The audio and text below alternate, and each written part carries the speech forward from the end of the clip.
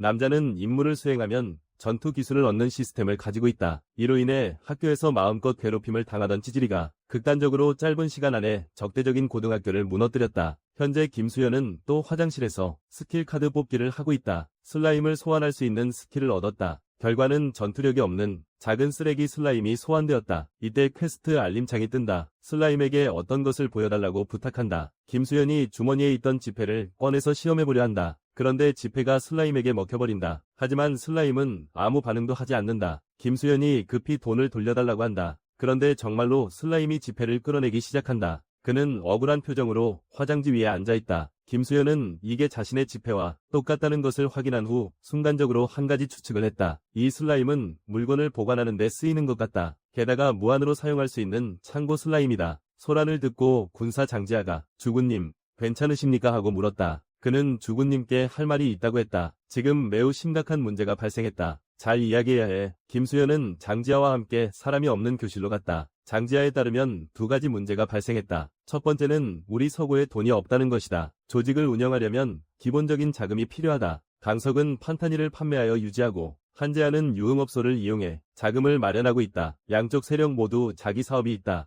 하지만 서구는 없다. 세력을 유지하려면 돈이 필요하다. 강북 서구도 사업이 있어야 한다. 그리고 두 번째 문제가 있다. 그것은 조직원들의 주군에 대한 충성도다. 남구에서 새로 영입한 멤버들의 충성도는 점점 낮아진다. 강석은 돈으로 그들을 움직이기 때문에 요시코는 자신의 사업을 하지 않았다면 그들은 떠날 것이다. 하지만 돈을 목표로 하지 않는 멤버도 있다. 하지만 장지혁은 알고 있다. 이지만은 극도로부터 온 것이라는 것을. 반면 로유겸이 왜 서구에 왔는지 모른다. 그는 다시 로유겸을 조사하고 싶어한다. 김수현은 그 둘이 서구에 들어왔으니 가족이라고 생각했다. 먼저 그 둘과 친해져야 했다. 그때 임무 팝업도 떴다. 충성도를 올리는 임무였다. 그래서 김수현은 군사에게 물었다. 우리 같이 여행 갈까? 친해지려면 여행이 좋은 선택이니까. 장지현은 즉시 떠올렸다. 성일과 하루 종일 놀아야 하는 모습. 그는 인정할 수밖에 없었다. 좋은 생각이라고.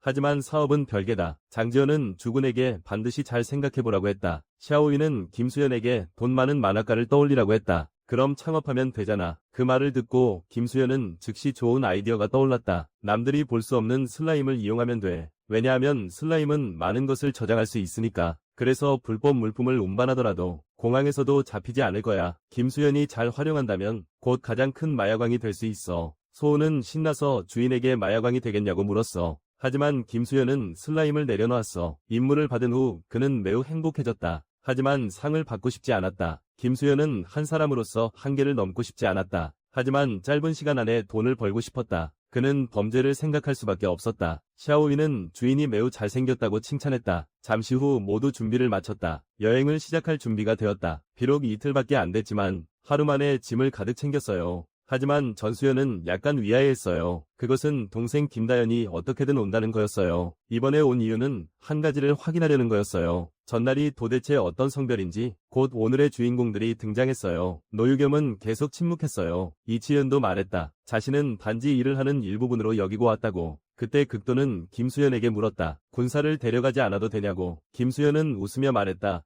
그도 온다면 강북 서구가 너무 비게 될 거라고. 공격받을 수도 있다고. 그래서 장지하와 이현동은 서구 수집에 남아있어야 해. 지금 모두가 단결대회로 출발해야 해. 동시에 강북 북구의 세력 범위 내에서 어떤 간부가 강북 남구가 서구와 동구에 의해 합쳐졌다는 소식을 들었어. 또 다른 간부는 정말 사랑스러운 연합이라고 칭찬했어. 그들은 강북 북구에서 2위인 간부에게 이 일에 대해 어떻게 생각하는지 물었어. 그리고 다니엘은 지금 하루 종일 생각하고 있다. 그렇게 작은 서구가 남구까지 삼켜버렸다니. 보아하니 다니엘은 만나러 가고 싶어한다. 그 금수현이라는 녀석을. 오랫동안 차를 타고 온 강북 서구 사람들은 마침내 해변에 도착했다. 성일은 신나서 바다로 달려갔다. 이번에 이현동은 3일 2박으로 예약했다. 하지만 김수현과 극도는 오늘 그 미스터리를 풀려고 한다. 그것은 바로 성일의 성별 문제다. 그가 직접 남자라고 말했지만 그 얼굴을 본 두 사람은 믿을 수 없었다. 결과는 방에 도착하자마자 성일이 언제 옷을 갈아입었는지 모르게 옷을 갈아입었다. 극도는 김수현에게 포기하지 말라고 했어. 우리에겐 아직 3일 2박의 시간이 남았어. 그는 덧붙여 여자들이 모두 계산적이라고 푸념했어. 구하준과 노유겸 같은 몸매. 김수현도 옷을 갈아입기 시작했어. 하지만 그는 이번 여행의 진짜 목적을 기억하고 있어.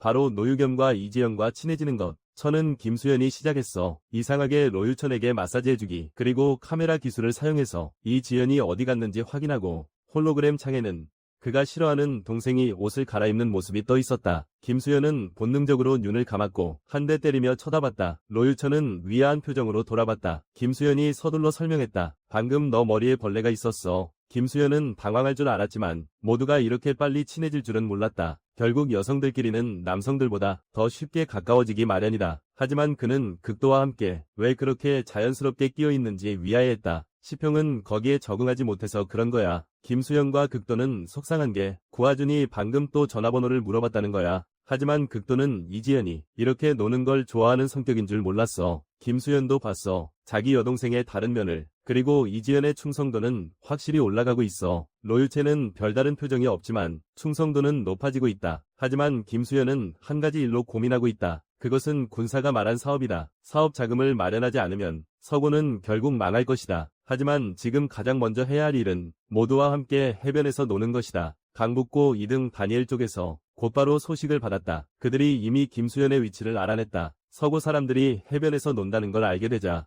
다니엘은 담담히 말했다.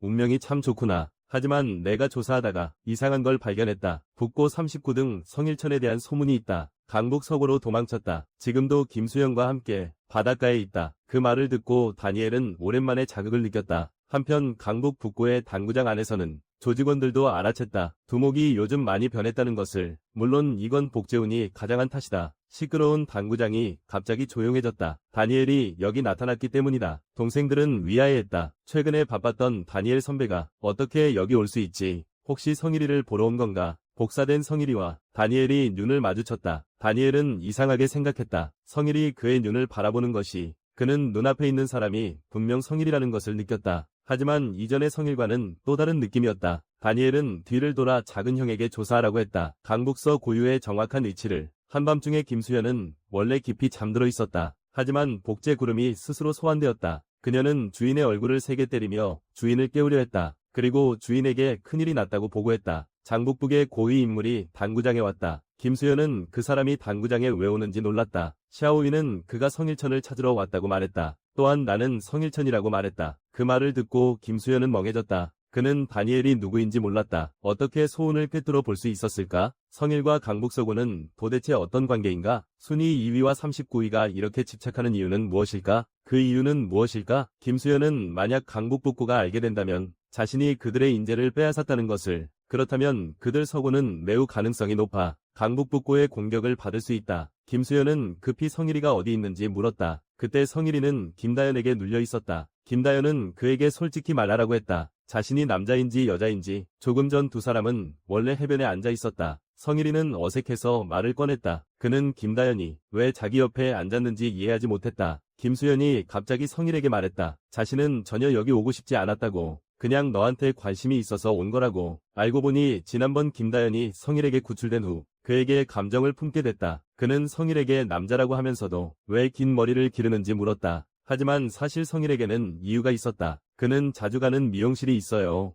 하지만 그를 스타일링해주던 사람이 최근에 아팠어요. 그는 그 사람이 반드시 나을 거라고 믿고 있어요. 그래서 계속 기다리고 있죠. 김다연은 그 이유를 듣고 별다른 반응을 보이지 않았어요. 그녀는 그를 단숨에 넘어뜨렸어요. 그리고 늑장 부리지 말라고 했죠. 솔직히 너는 남자인 거야, 여자야? 성일은 왜 궁금해하는지 모르겠지만 말해도 상관없을 것 같아. 그렇게 생각했어. 금도현이 기대에 가득 차서 성일의 입을 바라보고 있을 때 김수현이 성일에게 달려와서 소리쳤어. 큰일 났어. 성일은 재빨리 일어나서 물어봤어. 강북동구에서 들어온 건가요? 하지만 김수현은 강북북구라고 했습니다. 지금 이쪽으로 오고 있어요. 그리고 2위인 다니엘입니다. 잠시 후 김수현이 정식으로 성일에게 물었습니다. 북구의 다니엘과 무슨 관계인가요? 그가 왜 39위인 당신에게 그렇게 집착하는 거죠? 비록 다니엘도 일부 이유가 김수현을 만나러 온 것이지만 주된 이유는 여전히 성일 때문이었다. 성일은 어쩔 수 없이 과거를 떠올렸다. 다니엘과 함께했던 모습이. 그는 불쌍하게 다음에 말해도 안 되냐고 물었다. 구하주는 도대체 무슨 이유인지 위아해했다. 아직도 이렇게 망설이는 걸. 김수현이 그를 끊었다. 이 일이 성일을 곤란하게 한다면 김수현도 깊이 파고들고 싶지 않았다. 그럼 다음에 준비가 되면 말하자. 하지만 김수현은 다니엘을 마주하며 여전히 조금 걱정스러웠다. 구하준이 그에게 확인했다. 그 녀석이 곧 도착할 거라고. 김수현은 성일을 숨기고 싶어한다. 그리고 직접 다니엘을 만나러 간다. 잘 이야기하면 충돌을 피할 수 있을 것이다.